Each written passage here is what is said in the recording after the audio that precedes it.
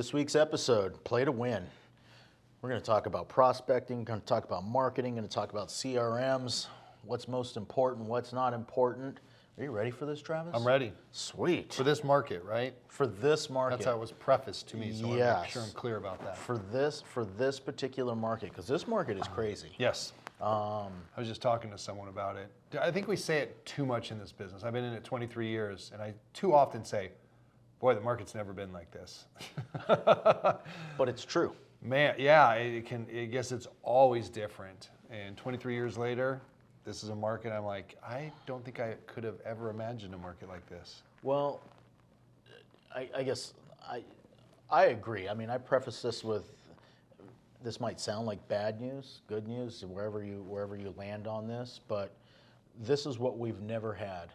We have never had this little inventory, number of homes available on the market, number of homes projected to be sold in this calendar year, with a combination of more agents than we've ever had in the industry.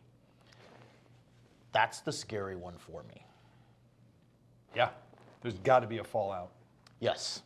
Inevitably. So our numbers right now, just for give everybody perspective for tracking, right now we are tracking on, we'll be lucky, we hit like 4 million homes for sale this year, give or take. What is a typical year? Well, that's going to be the lowest 5 year. something? Yeah, so 4 million will be the lowest since 2012. Oh, wow. So, but flip side of that, number of agents in the industry.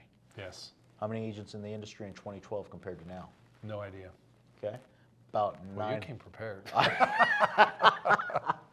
About 900,000 in 2012. Okay. 1.6. Oh, wow. Yeah. Wow.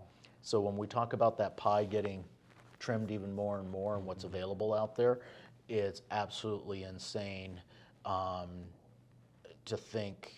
It's insane to think that everybody's going to be able to survive in this business. Now the good news is, can you make it in this business and can you have a good year and be lucrative and make some money? Absolutely. Yep. Here's the deal. Somebody's going to have to fail. Just don't want it to be you. So we're going to talk about it today. So let's talk number one, prospecting. Prospecting. Okay? How do you like to prospect? Door to door. Door to door. Okay. So, Travis, I don't like door to door. I don't want to go door to door. What do I do next? Get on the phone. Okay. Travis, I don't like circle prospecting. What do I do next? Get out of the business. There we go. So, and he's sort of joking. At least I think you're sort of joking, but not joking. I think people need to understand that you've got to put some time, energy, and effort into this. Yeah. It is not going to be waiting and being reactive to the market, relying on company leads, relying even on like paid leads right now, relying on things like that, unless you've got a pretty big bankroll to be funding those things. Yeah. Fine, I got a bankroll, I can buy the online leads. I still need to learn to convert. Yes. I still need to learn to have those conversations. I still need to have that belly-to-belly conversation or over-the-phone conversation. So still need that skill. And I think right now, one of the things that's most important in prospecting when we have to go back and take a look at these things is, are you a professional? And what I mean by professional is are you a pro at this? Not a, hey, I practice every now and then, or I've got this. You know, we go back so often, we talk about those athletes that are out there that they're practicing day in and day out for a one-day event. They practice way more often than they actually play. And when you become number one at something, everybody's chasing you. Yes. And when you're in the athletic Don't stand world, still. Exactly, they'll catch you. You know, you can go to golf. Tiger Woods, one of the greatest golfers of all time. You know, when he was in his man, he'll never be caught. He'll never, he'll be number one until he decides to quit. And here we are. Exactly, and he didn't quit. So. Yeah. I think you brought a good point. Too many order takers in this business. Absolutely. You know, even the last few years, we were very frustrated. Oh God, the inventory's so low. The difference was inventory was just turning. Right. You didn't know it really unless you're in the business, because you're like, wow, look at the inventory so low. It's just going like this. But it was churning Very quickly. Today, it's not churning. Correct. That's our biggest problem. Is not only is it not growing, but it's not churning. So that's like an ultra low number of homes on the market compared to one where, yeah, there's always about 150 homes on the market, but there are 150 different homes about every 30 days, Right. which is a lot different than today where they're just not coming on the market. So I always like to say, yeah, we, at least us, Remax Premier Realty, we're not a in-house sales company. We're not a, I'm sorry, I lost my train of thought here, order takers. We're hunters. Correct. You got to go out there and get the business. It's the best business. It's the longest standing business. It's the business you want, as opposed to having stuff handed to you. So that's where I'm at. So you said, you were being serious, but not so serious when, hey, I don't want to door knock, hey, I don't want to cold call. Some of the other things that can be done, I think what the real question and what's really important for everybody to understand is, what systems do you have in place that are lead generating, period? There's got to be, I would say at this particular time in a career, if you want to have a good career right now, there's got to be, I'm going to say at least 4 lines in the water, maybe 5 to 6. What I mean by lines in the water, you're looking to attract business from different areas, whether that be, hey, what's my referral business, or am I working on an expired campaign, or am I, do I have an open house campaign that I'm running to lead generate? So no, you don't have to be out there door knocking, you don't have to be out there cold calling, but there's got to be some things that are in there that are working for you. Hey, if it's going to be an open house campaign, so here's the deal: 1 open house a month isn't going to get it done. Well, and then they're problematic right now. So Correct. that's why I'm kind of serious about being out there prospecting, because you literally have to go out there and get in front of people. Right. I mean, we can do some social media, some DMs, some things, but I don't know. I feel like going out there and getting in front of people, you're going to have more opportunity. Absolutely. Now, but you said an interesting thing. You always have to have 4 or 5 lines in the water. That's what everybody misses. Like right now, they're pulling their lines out of the water, they're cutting back, which is bringing you less and less opportunity. And I would venture to say, well, you're probably pulling back things that cost money the most. Well, that could be buying leads. Yep. So there you go. You just lost a whole source there. That could be in a farm, saying, oh, I don't need to do as much in there. And so you're having problems. And I look at that, and so often when we start to cut back and take a look at the things, one of the reasons people cut back, and when I see people cutting back, making that cut back in the wrong places, is because they truly don't know the ROI on what they've gotten rid of. Well, I've been mailing, or I've been doing this forever, or my online leads are costing this much. What's the actual cost of that online lead to actually convert? Yeah, maybe it's your best value. Exactly. Oh, well, it's costing me $1,000, $2,000, $3,000 to actually take it from, when I'm running the numbers, from a lead to actually a listing or whatever the case may be. Here's the deal, people. At least in our marketplace, I'll pay $3,000 every day of the week for a listing. Yeah, absolutely. Right? So I'd empty the bank account, but you have to know the ROI on these things so that you can know what you should and shouldn't be getting rid of and keeping and doubling down on in some cases. Absolutely. So, all right. Anything else on prospecting? Not really. The blood life of this industry. Okay. Marketing. Marketing. We had an argument. Well, it wasn't an argument. It was a disagreement. Or it was we were trying to determine what 1, 2, and 3, and I think you put CRM. Absolutely. Yeah, you put CRM 2, I put marketing 2. I put CRM 3, you put marketing 3, CRM. But I relented. So we're going to talk about marketing. It's an absolute.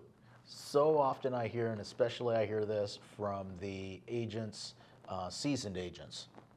I remember when we didn't have to do any of this. I remember when we didn't have to, be on Instagram or be on Facebook or do this TikTok thing or YouTube, or that wasn't our job. Yes. And I remember when we didn't have cell phones, and I remember when we didn't have fax machines, and I remember, We had newspapers. Exactly. We made those changes, we pivoted, and we've changed. This business has changed. If you are not paying attention to marketing, brand awareness, and being hyper local, you're going to lose. You're going to absolutely lose. I have my reasons why, but what does Travis think? It's kind of a blood life, Right. If you're not marketing, you disappear really quickly. Oh, I'm all referral, it's all my friends, and I don't need to do all that type of stuff. Okay, I mean, you can choose to go down that road, but when we remember you're being referred, that means that you're dealing with people who you don't know. So if you're not marketing, if you're not putting a presence out there that people are able to go and find on their own, do you think a few people might be like, hey, I appreciate the referral, you know, I think I'm gonna go over here? Yep. So you brought up a very good point. You're talking about, well, hey, I do referrals, this and that, and that's where all my business is. How often are you marketing to them? Yeah. Okay. I would venture to guess that if you are going old school and you're thinking a newsletter once a month is enough to stay in front of your clients and keep top of mind with them, you are joking and you're kidding yourselves. So when even in that world, marketing now is, you got to be in front of your clients, your past clients, center of influence. I'm saying like 5 to 6 times a month. So that doesn't mean calling them every 3 days and saying, hey, are you thinking of buying or selling? But that means that you have to show up somehow and be present somehow, directly, indirectly. You know, are you showing up on their news feed? Are you showing up in an email? Are you showing up in that mailer? Are you showing up, hey, happy birthday, happy anniversary, these things. But the basic, hey, I'm gonna 12 touches a year, once a month for a year, and think that that's gonna get done, it's not gonna get it done anymore. Yeah, you'll get kind of washed out. Yep. They will find somebody else. Here's part 2. You still get Googled now. They still do the investigations before they're contacting you, Yeah. even if they know you. Gotta be there. They're still looking you up. So marketing can become overwhelming. I think one of the biggest things that people struggle with, finding the time. Yeah. So I struggle finding the time to be able to do these things, and Well, it's like prospecting. That takes time. yes, it does. Remember, we're in a business. We need to act like we're in a business. You know, too Right. many of us are just in the flow and maybe get into that lifestyle. And when we really need to get things done, we find it hard to go, and hit the brakes and Right, say, wait right. a minute, no, these 2 hours, I can't just free flow. Right. These are dedicated. That's got to be throughout the week. Absolutely. CRM. What the heck? The brain of your business. What do I need a CRM for? Oh, my goodness. That's what I always refer to as the pot of gold at the end of the rainbow. Okay. You know, if you take Tom Ferry's word, he says, if you work harder than anyone for the next 5 to 7 years, you can do whatever you want for the rest of your life. If you have a CRM. Because Mike Ferry is burn and churn. He's like, Right. who's ready? Let's close. Who's ready? Let's close. Yep. There's not a whole lot of nurturing in that business. Right. But if you do the business right for 5 to 7 years, I think the exact quote is, if you'll do what no one else will for the next 5 to 7 years, you can do whatever you want for the rest of your life. And we see it in our agents here that have been here a long time. They've got the nucleus. You get a good 300-400 people that you've done business with, know you well, and you market to them properly, then you don't have to go out and do all that other stuff if you don't want to. Correct. Got a sellable database at the end. That too. You know, you've got something you can transfer over to someone else and actually profit from, whether you set it up as a referral basis in the future or whether you just sell that database off altogether. You know, either or, if you've put it together right, you've got something of value there that you can actually get some dollars for.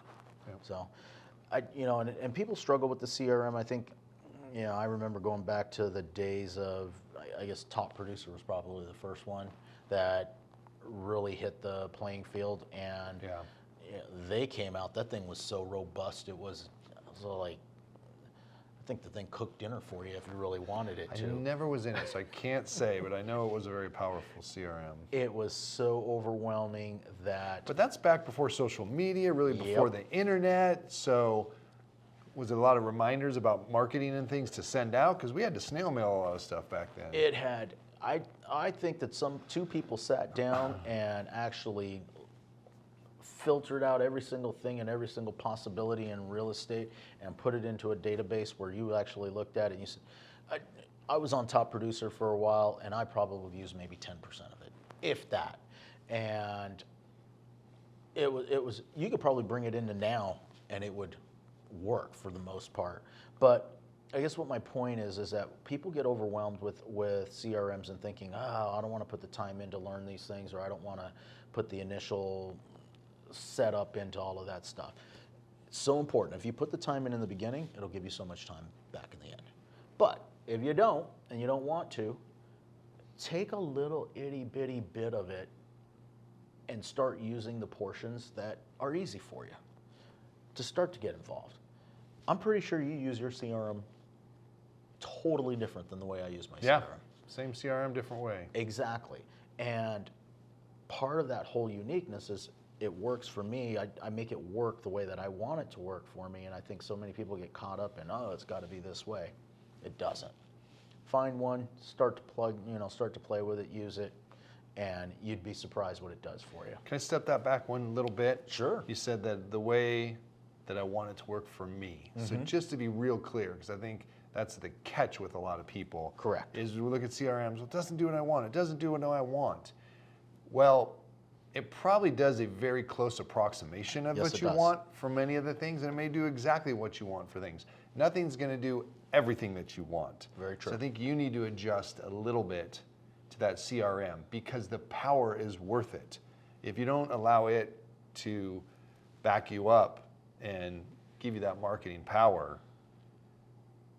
because it's not exactly what you want, I think you're pulling a fool's errand right there. You are. I think. Well, I think a lot of times we think we know better than the CRM, and we don't give it its true value, and having an understanding that somebody on the back end has spent thousands Has and thought about thousands it. and hours, right? This drip campaign is silly. This isn't the way I would talk. Or okay, you can go and take the time to modify them a little bit, but most people don't. And if you just turn the darn thing on, there's an It's better than not having Right. done it ever. well, there's an extra deal or two or three Yeah, in there. absolutely. Yeah, depending on how many people you can feed into that CRM, there's extra deals in there every single year just by people that come out for that drip campaign and finally say, hey, I got asked a question the other day. I'm sending stuff out and they never open them. And I said, you're concerned about the wrong part. Yep. I said, they also never unsubscribe. If they don't unsubscribe, they're letting it stay there for some reason. Yeah. Even if they're too lazy to take it off or hit the unsubscribe button at the bottom, it is still there for some reason. And I think people get caught up in my open rate is too low, or nobody's looking at this or this and that. You got to understand, if they're letting it continue to go into their email, you unsubscribe to stuff. I know I do. Okay, so if they're unsubscribing, they don't want to know anymore, and then boom, you replace them, somebody else. Yeah. But understand, most people, they're letting it stay there for a reason. Yeah, to go back to what you were saying about like these automated features, it's interesting. When I got into KV Core, it said, I went into I forget what they call them, auto campaigns or something. It said, please don't touch these, like in a way. They're like, we've spent a lot of time in research and getting the words right, like you said. Even though it Right. might seem silly, these are actually set up the way they are on purpose. Correct. And you can feel free to go ahead and edit them. But, think about the fact of the time and effort that we put into these. And then I will tell you, I've seen some leads come through the system that don't get picked up right away. The system automatically communicates with these people. Yep. I'm seeing conversations go on without an agent even having responded yet. I was shocked. AI is absolutely incredible now. Half the time, I don't even know when I'm talking to a real person or I'm talking to artificial intelligence anymore. Scary. It is scary. But I think I'll close with this on the CRM, and your point is too often I feel like we put on the wrong hat when we're looking at these things. I want it to be a certain way, I want it to look a certain way, I want it to say a certain thing, and in reality, we're saying these things and doing these things from an agent's perspective or an agent's mindset instead of taking that consumer's perspective and really putting ourselves in their shoes of what they're looking for and what they want. Yeah. And it's hard to get out of our own head, our own space, and be over there because that's not where we're at. Somebody else did the homework. So, True. yeah. Anyway, Today's market, yeah, I think you got to be ultra active, which is Yes. hard. A lot of people, it's like there aren't as many listings. yep. The buyers definitely need a lot more counseling, so we're kind of on hold with them. But too many times when we're on hold, we lose contact. Absolutely. We slow down.